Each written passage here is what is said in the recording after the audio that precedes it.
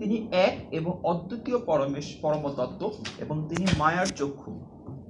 তিনি মায়ারও চক্ষু। ভগবানকে আমরা জানি এক এবং অদ্বিতীয়, তিনি পরম তত্ত্ব, এটা আমরা জানি, ইতিমধ্যে আমরা পড়েছি। কত শ্লোক? 11 মাতা দেবীও সেই পরম তত্ত্ব সম্বন্ধে জানতে চাচ্ছিলেন। এখন বলা হচ্ছে যে তিনি মায়ারও চক্ষু, মায়াও তার মধ্যেই রয়েছে, মায়া তারই অধীন। যদিও মায়া কোনো সময় ভগবানের সম্মুখে থাকেন না, বিরাজ করেন না।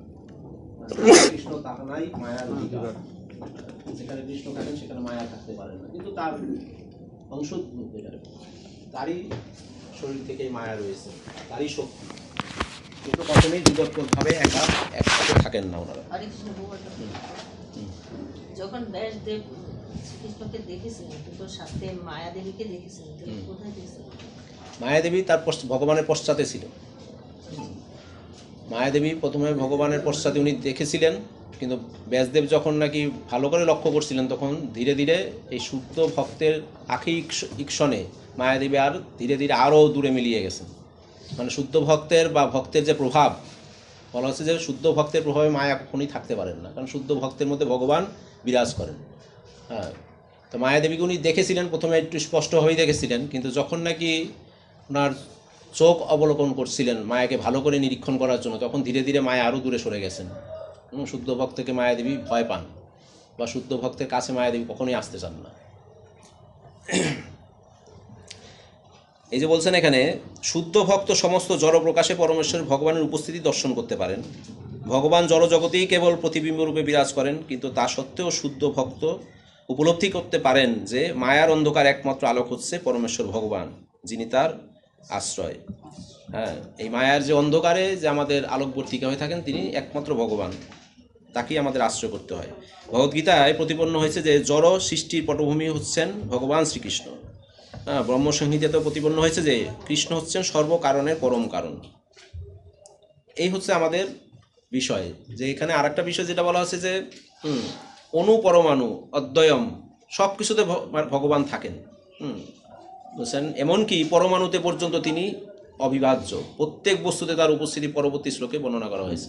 সব বস্তুতেই ভগবান থাকেন। শ্লোক 12, যথা জলস্থ আভাস স্থলস্থেন অবিদৃশ্যতে স আভাসেন তথা সূর্য জলস্থেন দিবি স্থিত। অনুবাদ: সূর্য আকাশে অবস্থিত হওয়া সত্ত্বেও যেমন প্রথমে জলে প্রতিবিম্ব রূপে এবং ঘরের দেওয়ালে দ্বিতীয় প্রতিবিম্ব রূপে সূর্যকে উপলব্ধি করা যায়, ঠিক সেইভাবেই পরমেশ্বর ভগবানের উপস্থিতি উপলব্ধি করা যায়। প্রভুপাদ এগুলো দৃষ্টান্ত দিয়েছেন শ্লোকের আলোকে, যে ভগবানের উপস্থিতি কিভাবে উপলব্ধি করা যায়। বলছে যে সূর্যের প্রতিবিম্ব আমাদের ঘরের কোনো একটা জলের পাত্রের মধ্যে পড়তে পারে, আয়নাতে পড়তে পারে। তেমনিভাবে ভগবানের যে প্রতিবিম্ব এই জলজগতে রয়েছেন, সূর্য তার জায়গায় রয়েছেন, কিন্তু প্রতিবিম্ব রূপে যেমন আমাদের গৃহের মধ্যেও থাকেন উনি, আমাদের গৃহের আয়নার মধ্যে থাকেন, একটা জল পাত্রের মধ্যে থাকেন। সেইভাবে ভগবানকে উপলব্ধি করতে হয়। ভগবান সর্বত্রই রয়েছেন, আমাদের জীবনেও রয়েছেন, এই জলজগতেও রয়েছেন। ওনার সেই ধাম থেকে উনি সব জায়গায় প্রকটমান, উনি সব জায়গাতেই ভগবান থাকতে পারেন। সেইভাবে এই জগৎকে উনি আলোকিত করেন। এবং ত্রিবৃহৎ অহংকার ভূত ইন্দ্রিয় মনোমনৈ স আভাসৈ লক্ষিত অনেন সৎ আভাসেন সত্যদৃক।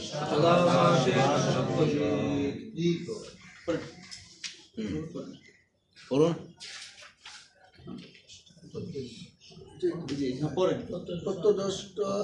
দশটা আত্মা এইভাবে প্রথমে ত্রিবিধ অহংকারে এবং তারপর দেহ ইন্দ্রিয় মনে প্রতিবিম্বিত হয়।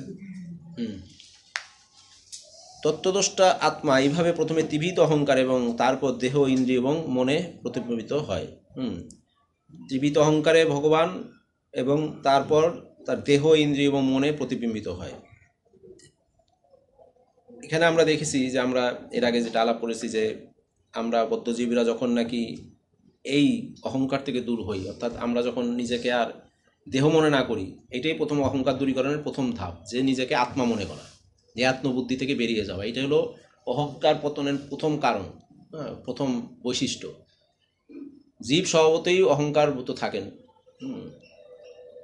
একটু আগে আমরা আলোচনা করলাম যে এই অহংকারটা কেন হচ্ছে আমাদের মধ্যে, এই বদ্ধজীবদের মধ্যে অহংকার কেন হচ্ছে? কারণ এই জগতে এসে আমরা কিছু ক্ষুদ্র স্বাতন্ত্রতা ভোগ করি আমরা। আমাদের কিছু ভোগ করার সুযোগ এখানে দিয়েছেন ভগবান, আর এই ভোগে লিপ্ত বা ভোগের স্পৃহা জাগার কারণেই আমরা জগতে পতিত হয়েছি। এই কারণে এইটা স্বভাবতই আমাদের একটা স্বভাবজাত প্রবৃত্তি থাকে যে ভোগ লালসায় লিপ্ত হওয়া।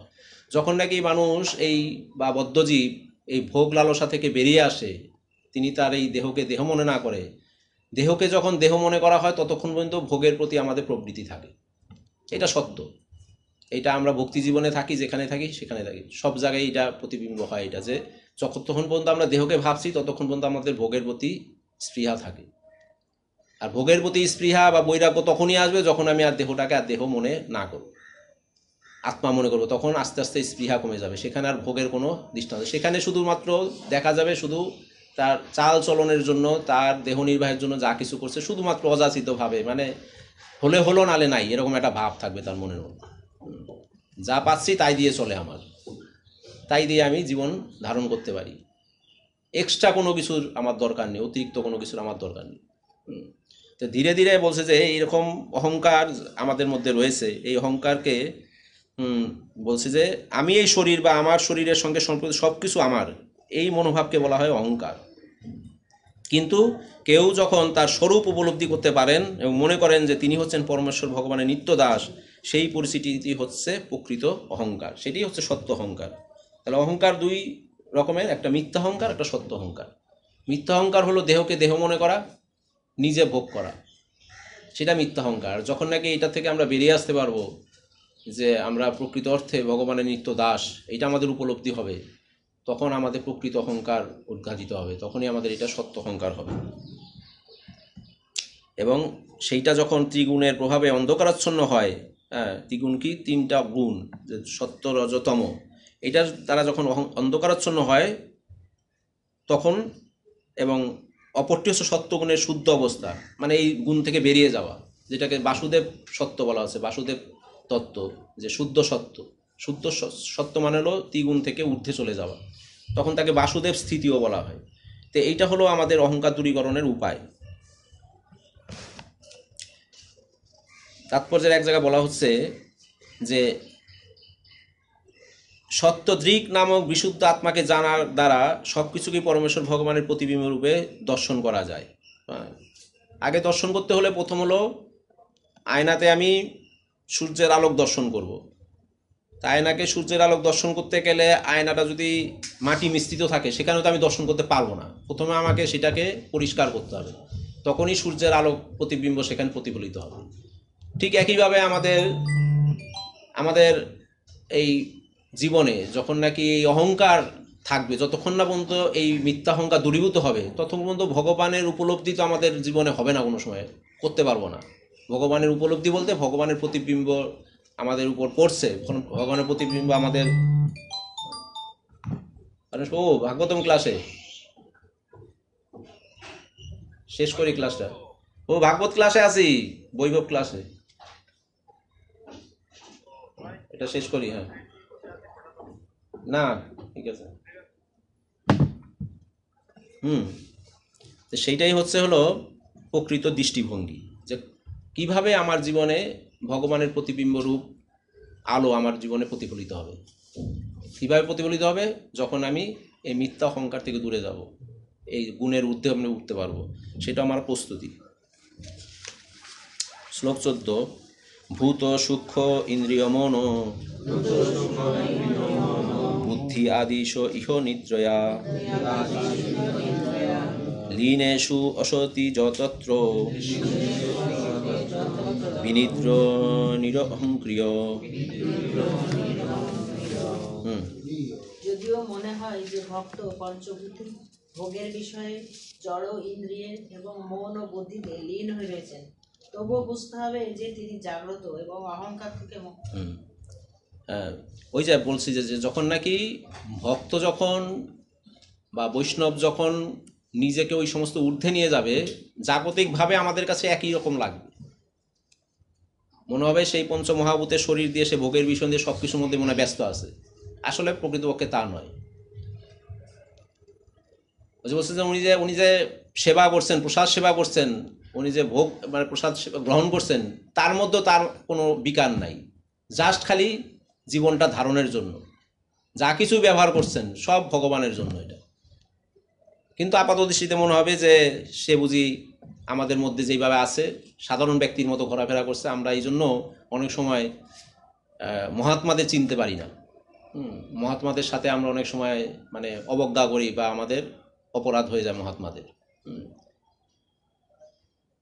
বৈষ্ণবের ক্রিয়ামুদ্রে বিজ্ঞ না বুঝায়, যে বৈষ্ণবের ক্রিয়ামুদ্রা আমরা বুঝতে পারি না অনেক সময়, সাধারণ মানুষের মধ্যে চলাফেরা করে, আমাদের জগতে আমাদের সমাজেই রয়েছে এটা।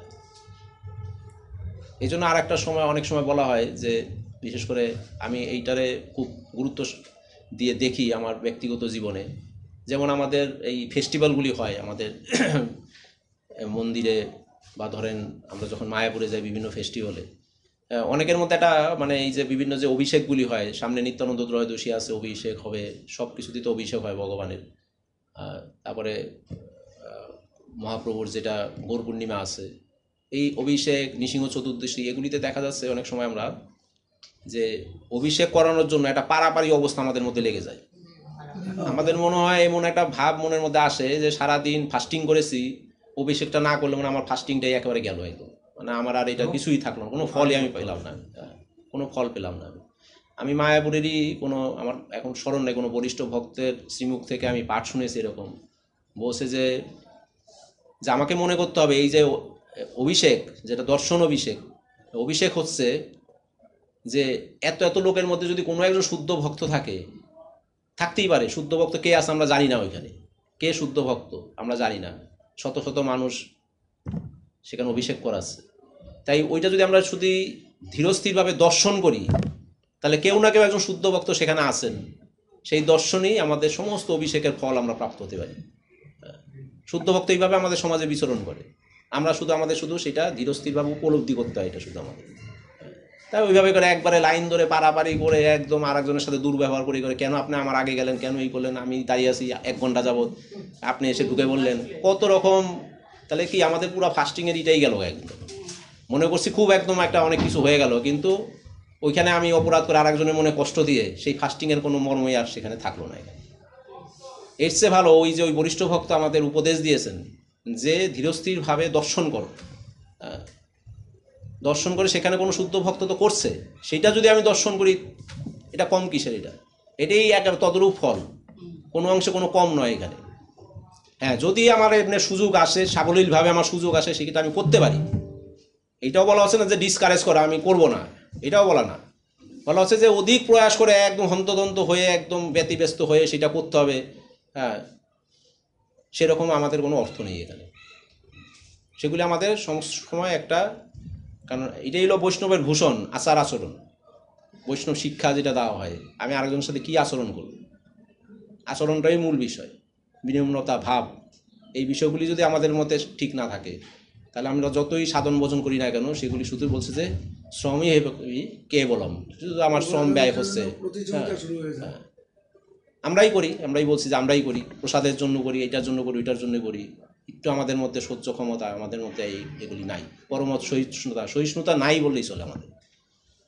তাই বৈষ্ণব জগতে এসেও যদি আমাদের সেরকম জাগতিক ভাব থাকে, সহিষ্ণুতা অসহিষ্ণু হয়ে যায় আমরা, তাহলে সেখানে আর কোনো কিছু থাকে না এখানে, হ্যাঁ, সব কিছুই মিশে তখন।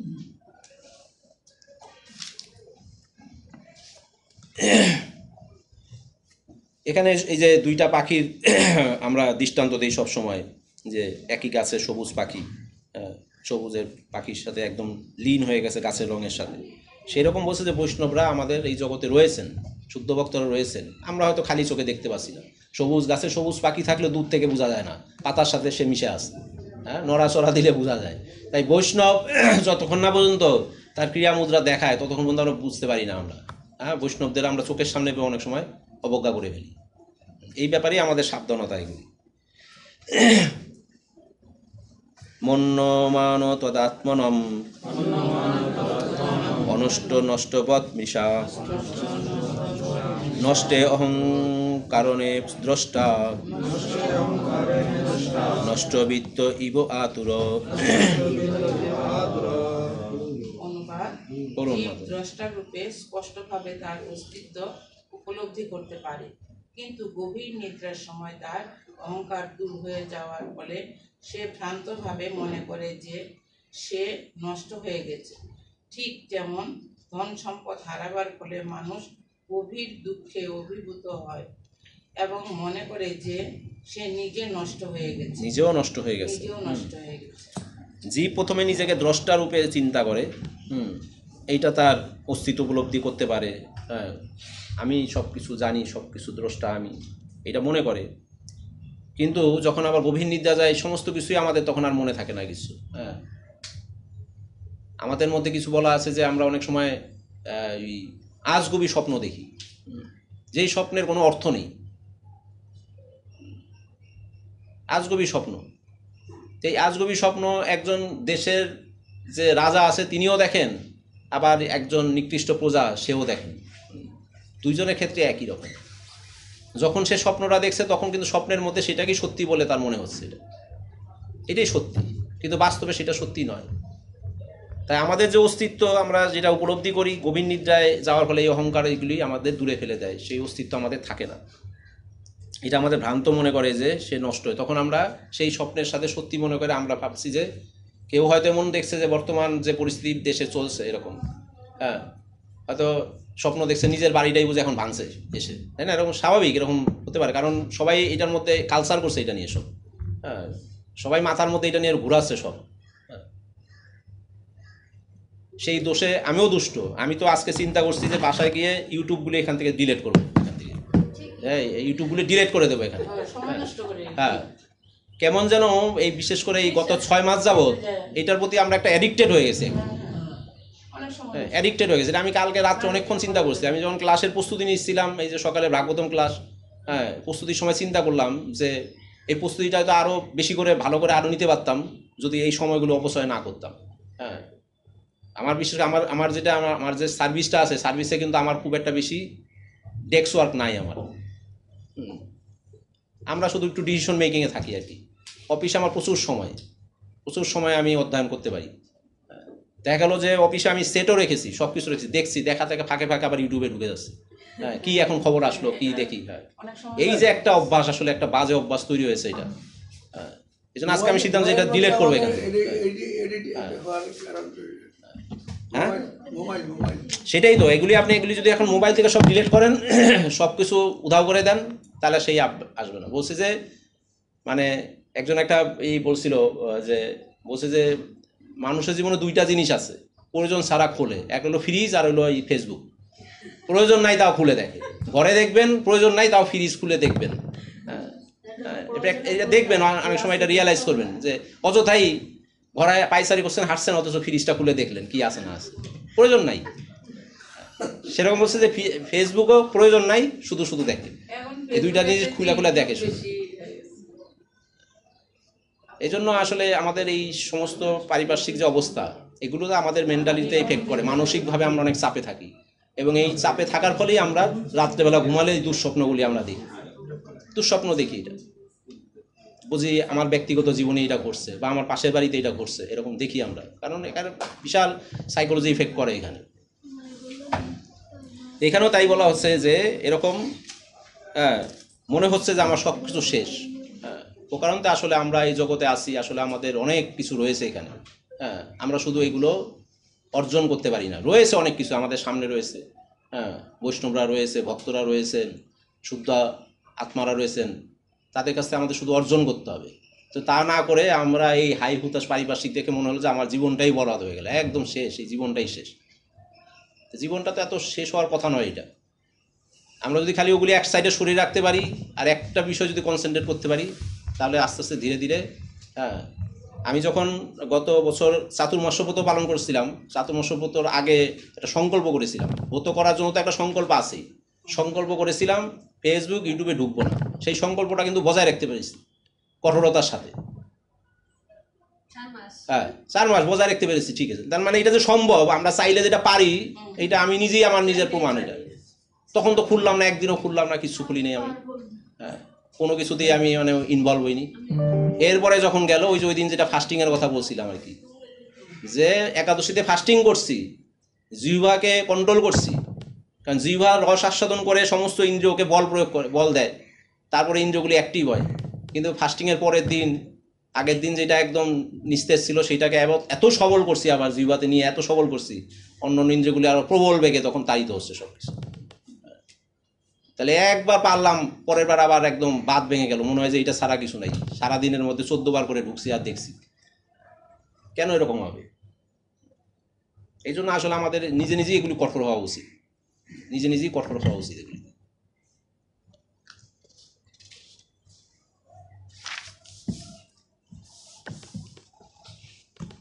শ্লোক 16 এবং প্রত্যবিমর্শ অশো আত্মনম প্রতিপদ্যতে স অহংকারস্য দ্রব্যস্য য অবস্থানমনুগ্রহ।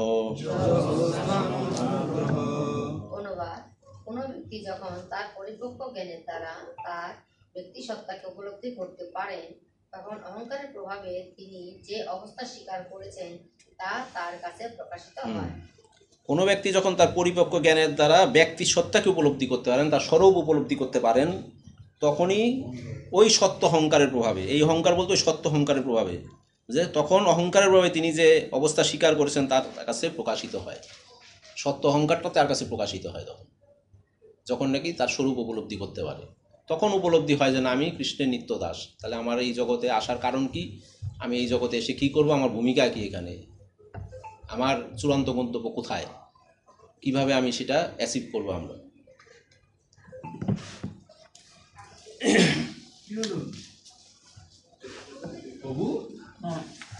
কোন ব্যক্তি যখন তার পরিপক্ক জ্ঞানের দ্বারা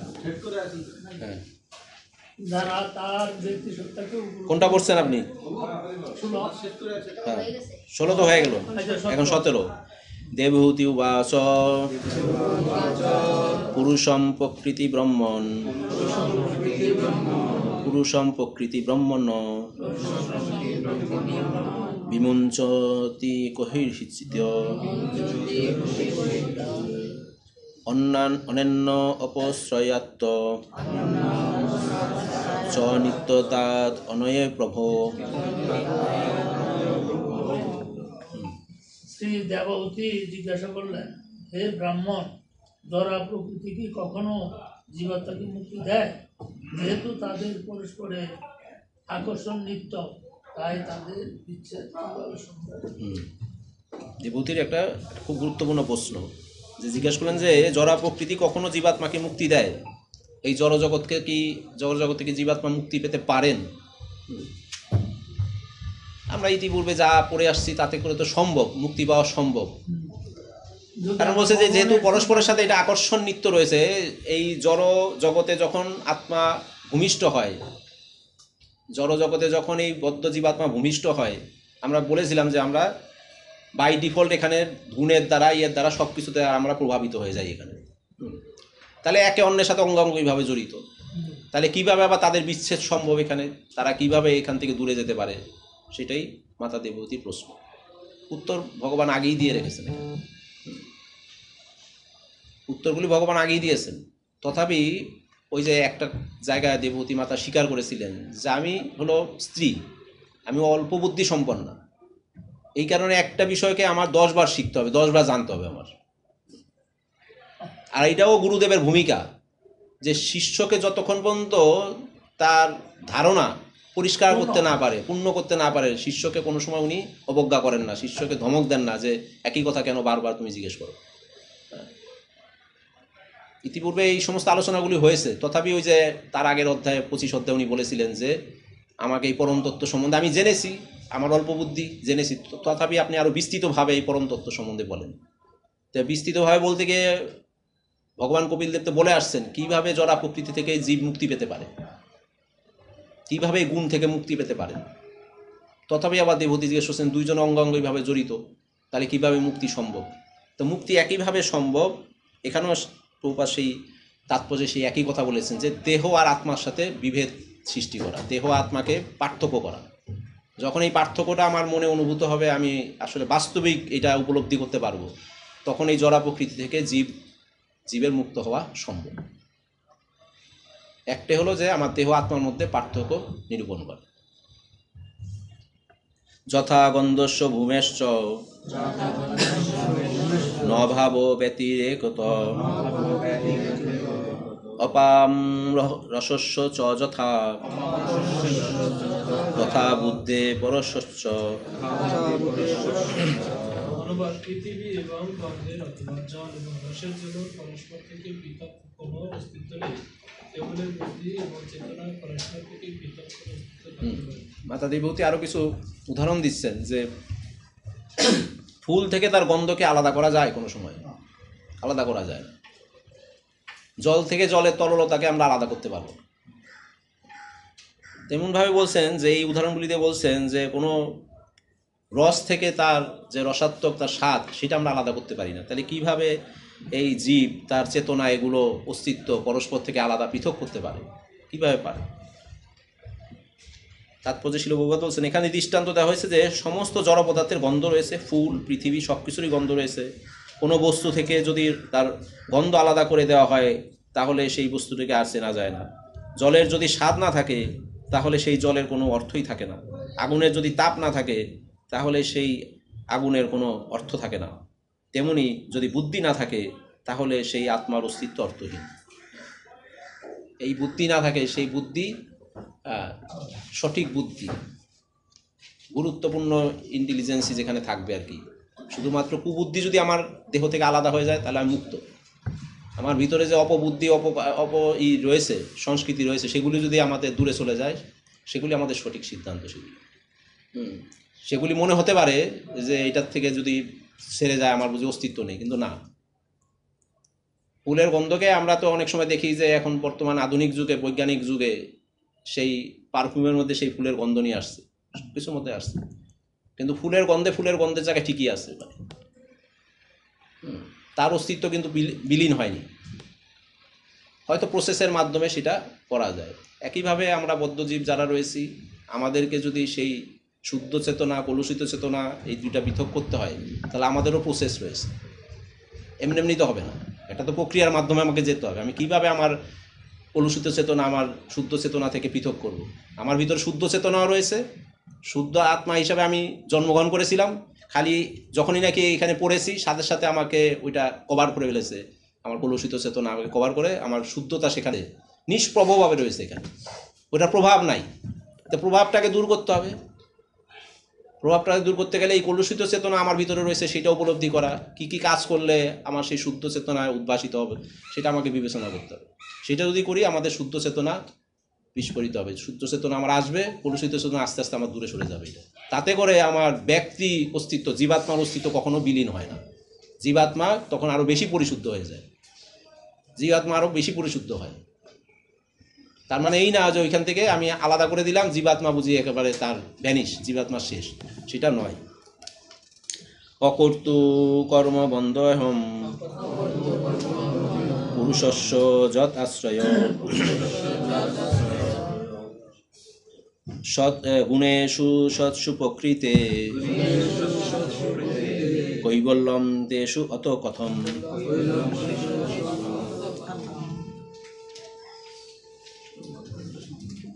বলুন।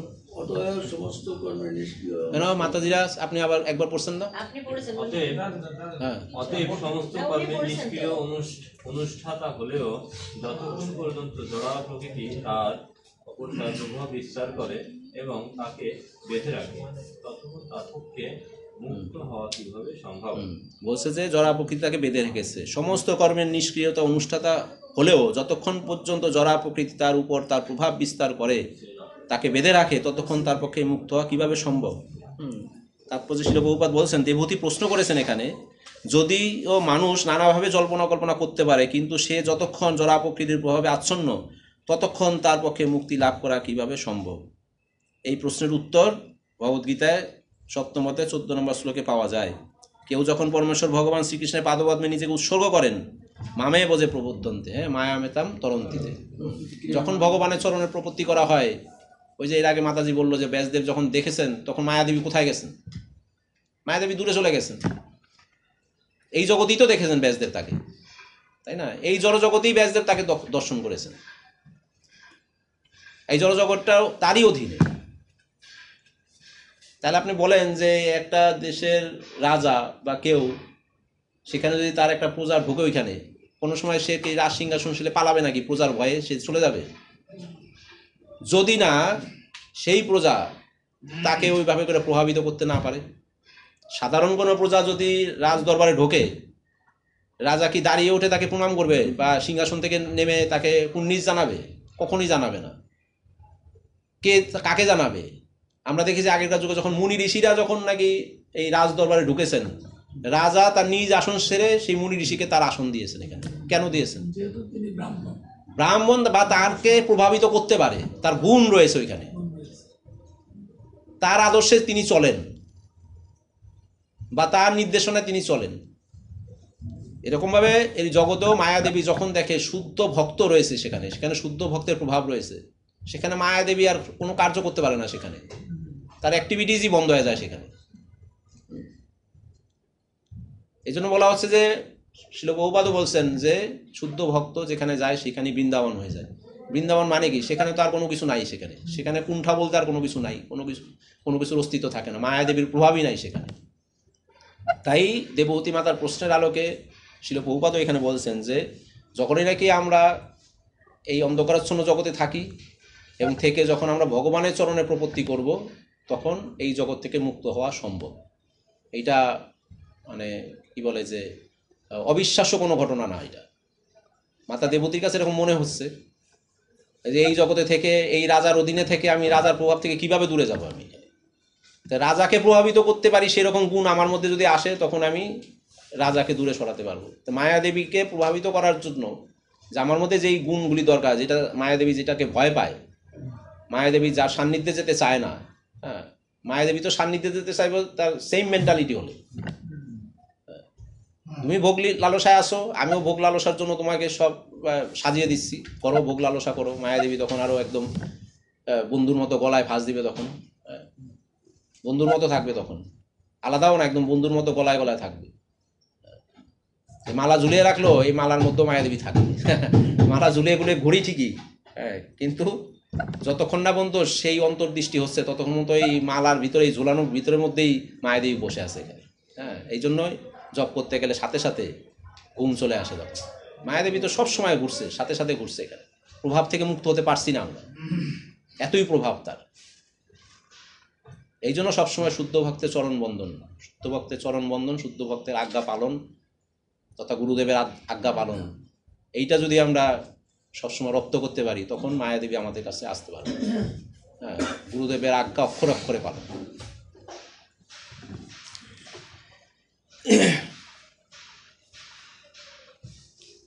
দেখেন, আর একটা গুরুত্বপূর্ণ কথা শিল প্রভুপাদ তাৎপর্যের শেষের দিকে বলেছেন, দেবভূতির এই প্রশ্ন তাদের জন্য যারা ভ্রান্তভাবে দাবি করে যে তারাই হচ্ছে সব কিছুর চরমে, সব কিছুই শূন্য এবং পাপ বা পাপকর্ম বা পুণ্যকর্ম বলে কিছু নেই, এইগুলি সমস্তই নাস্তিকদের সৃষ্ট মতবাদ। প্রকৃতপক্ষে ভগবদ্গীতার নির্দেশ মতো জীব যতক্ষণ পর্যন্ত না পরমেশ্বর ভগবানের শরণাগত হয়, ততক্ষণ তার পক্ষে মায়ার বন্ধন থেকে মুক্ত হওয়া বা মুক্তি লাভ করার কোনো সম্ভাবনা নাই, কোনো সম্ভাবনা নাই।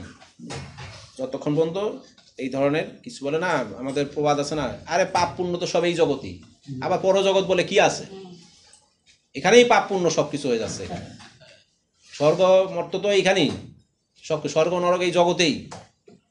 খুব ভালোভাবে বিচরণ করলে, ভালোভাবে লাইফ লিড করলে বলে যে আমি তো এখনই স্বর্গতে আছি, আমি এখানে স্বর্গ সুখ ভোগ করছি আমি। কিন্তু সেটা স্বর্গ সুখ না, সেটা আমার পূর্বজন্মের সুকৃতি হিসাবে আমার যে কর্ম সুখ রয়েছে, কর্মফল রয়েছে, সেই অনুসারে আমাকে কিছু সুখ ভগবান এখানে দিচ্ছেন।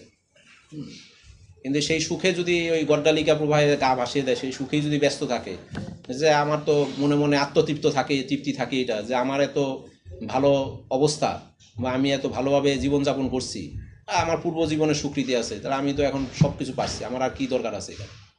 পূর্বজন্মের স্বীকৃতি তো এখানে স্বীকৃতি তো এখানে যাচ্ছে, আর এই জন্মের স্বীকৃতি আর নিকৃতি বা যেটাই বলেন সেটা যে এখানে সৃষ্টি হচ্ছে সেটা তখন আমরা আর বুঝি না। এটা শুধুমাত্র ভগবানের গুণগান না করা মাত্রই আমাদের এই স্বীকৃতি আবার ডাবল আকারে এখানে কুকীর্তি হিসাবে প্রকাশিত হচ্ছে এখানে, যেটা আবার পরের জন্মে আমাকে ভোগ করতে হবে, ভোগাবে তখন পরের জন্মে। এটা কশ্চিৎ তত্ত্ব অবমর্শেন নিবৃত্তং ভয়মূল্যবান অনিবৃত্ত নিমিত্তত্বাৎ পুনঃপ্রত্যব প্রতিষ্ঠতে। যদিও মনোধর্মপ্রসূত জ্ঞান এবং তত্ত্ব বিচারের দ্বারা ভববন্ধনের মহাভয় বিচলিত হয়েও থাকে, কিন্তু তার কারণ নষ্ট হয় না। নষ্ট না হওয়ায় পুনরায় সেই ভয় আবির্ভূত হতে পারে। পুনরায় সেই ভয় আবির্ভূত হতে পারে।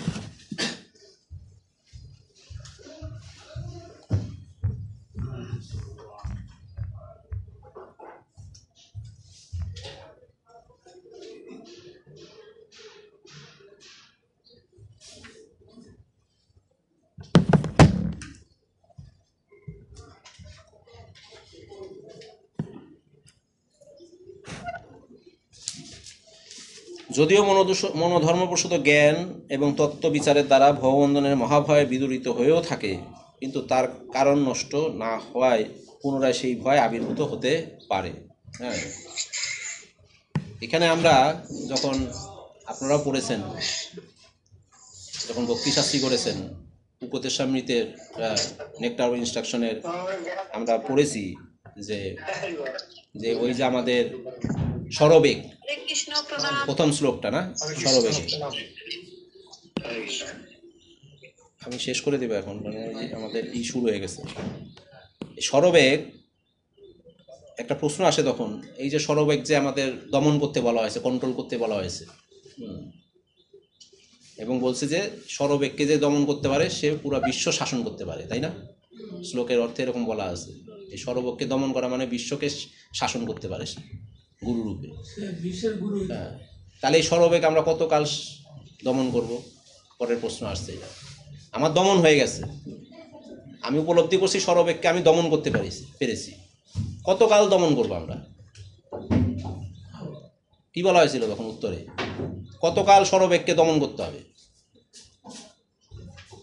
সেখানে ভক্তি সিদ্ধান্ত সরস্বতী ঠাকুরের একটা দৃষ্টান্ত দেওয়া হয়েছিল ওইখানে, যে বলা হয়েছিল যে ভক্তি সিদ্ধান্ত সরস্বতী ঠাকুর মানে একদম ওনার শেষ পর্যায়ে অপ্রকট হওয়ার শেষের সময়, মানে শেষ বয়সে গিয়ে উনার বয়সের তুলনায় নাতনির বয়স মনে করেন, নাতনির বয়স এরকম একজন মাতাজির সাথে উনি একা কথা বলেন নাই, মাতাজির সাথে উনি একা কথা বলেন নাই। তার অর্থ এই নয় ভক্তি সিদ্ধান্ত সরস্বতী ঠাকুর নিজেকে কন্ট্রোল করতে পারে না, এই কারণে সে এটা করেনি, না, এটা না। মহাজনরা এটা শিক্ষা দিয়েছে, আমৃত্যু এই সরবেগকে দমন করতে হবে, আমৃত্যু দমন করতে হবে। কোনো সময় স্যাটিসফাইড হলে চলবে না যে আমার দমন হয়ে গেছে, আর আমি আর এত সাবধানতা আমার কোনো প্রয়োজন নেই। সেটা উনি শিক্ষা দিয়েছেন, তার শিষ্যদের শিক্ষা দিয়েছেন যে এইটা এমনভাবে রপ্ত করতে হবে। আমৃত্যু বলছে যে আকাশে যখন আমরা ছাদে যখন আমরা উঠি, ছাদে উঠে আমরা অনেক পাখির ঝাঁক দেখি না, পাখির ঝাঁক আমাদের আকাশের উপর দিয়ে মানে আমাদের মাথার উপর দিয়ে উড়ে যাচ্ছে, কিন্তু একটা পাখি কিন্তু হঠাৎ করে আপনার ছাদে বসতেও পারে, কিন্তু দলছুট হয়ে সে বসতেও পারে। তার মানে এই যে বাচবেগ, কোদবেগ, মনোবেগ সব, উদরবেগ, উপস্থবেগ সব কন্ট্রোল হয়ে গেছে, আর আমার কোনো কিছু বিচলিত হওয়ার কারণ নাই, না, এটা না, একটা যে কোনো একটা কিছু ফিরে আসতে পারে। তো এইখানেও এইটা বলা হচ্ছে যে যে যদিও মনোধর্মপ্রসূত জ্ঞান এবং তত্ত্ববিচারের দ্বারা ভববন্ধনের মহাভয় বিদরিত হয়েও থাকে, কিন্তু তা কারণ নষ্ট না হয় পুনরায় আবির্ভূত হতে পারে। আবার পুনরায় এই সমস্ত বিষয় আমার ভিতরে যেই সমস্ত কি বলে এটাকে নষ্ট মোহ ছিল বা যেগুলি আছে আমি দূর করেছি, আমার ভৌতিক কামনা বাসনা এগুলি সব কিছু দূর করেছি, এর মানে এই নয় যে আমি একদম শুদ্ধ হয়ে গেছি, আমার আর ভয়ের কোনো কারণ নেই, যে কোনো মুহূর্তে জীবনে ফেরত আসতে পারে। এই কারণেই সাবধানতা দিয়েছে, যেটা আমৃত্যু আমাদের এগুলো পালন করতে, মৃত্যুর আগ পর্যন্ত পালন করে যেতে হবে। আমি আজকে ক্ষমা চাচ্ছি, আজকে রাখছি, কারণ আমাদের ট্রেনিং শুরু হয়েছে। এটা ইসকনেরই ট্রেনিং। হরে কৃষ্ণ কৃষ্ণ কৃষ্ণ হরে হরে, হরে রাম রাম রাম হরে। জয় শিল প্রভুপাদ কি, জয় গ্রন্থরাজ শ্রীমদ্ ভাগবতম কি, জয় সমবেত গৌর ভক্তবৃন্দ কি, জয় গৌর সীতানাথ প্রেমানন্দে।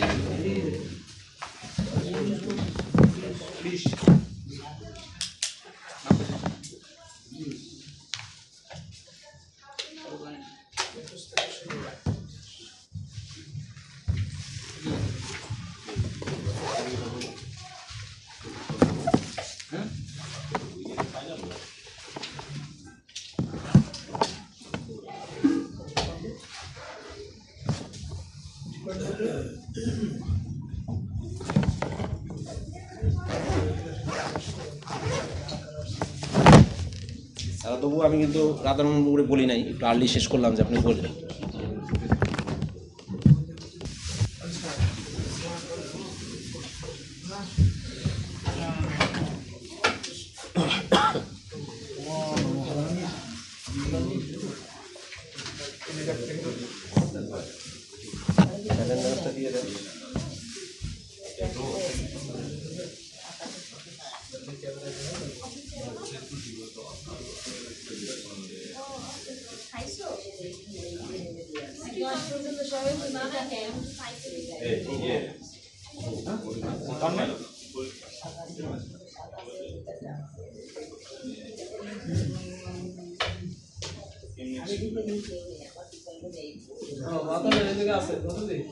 আমাদের ডাক্তারের মেয়েরে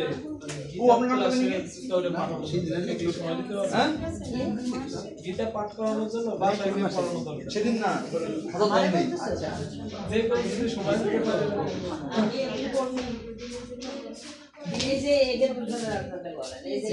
মাথায় সময় কবে? যে কোনো সময়, শুক্রবার এই যে ডাক্তার জয়ন্তী আমার পার্টনারটা না মাথা দিতে পারে মেয়ে মানুষ তো। আপনার কি মেয়ে মানুষ মানে কোনো ছেলে দিতে পড়াবে না, আমরা যখন দেশের টিচার করলে মহিলা করতে পারি না মাথা দিতে পাঠাবো। আমার অনলাইনে করতে চাচ্ছে না, অনলাইনে সরাসরি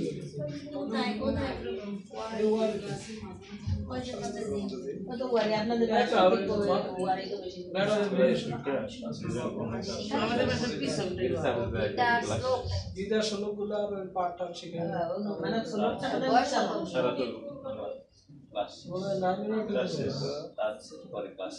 ইংলিশ মিডিয়ামের স্টুডেন্ট।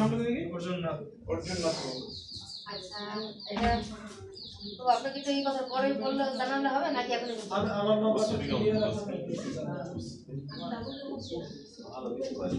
খাতা আসেনি নাকি? এই পরীক্ষা আছে নাকি আজকে?